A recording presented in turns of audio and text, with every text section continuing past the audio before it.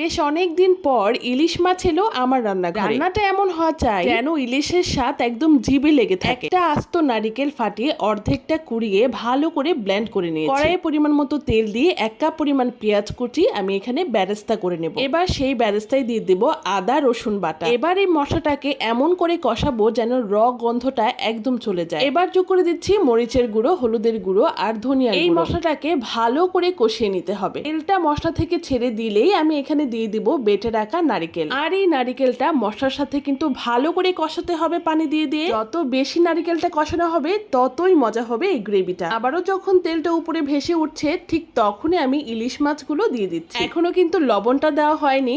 ঠিক এ পর্যায়ে এসে আমি এখানে স্বাদ মতো লবণ দিয়ে দিচ্ছি। সাথে দিয়ে দিচ্ছি 4-5টা কাঁচামরিচ কুচি। একদম মিডিয়াম হিটে রান্না করে নেব 10 মিনিট। আর এই 10 মিনিটে নারিকেলের সব রস ঢুকে যাবে ইলিশের ভেতর। আলহামদুলিল্লাহ, পেটটা ভরে ভাত খেয়েছি। নারিকেল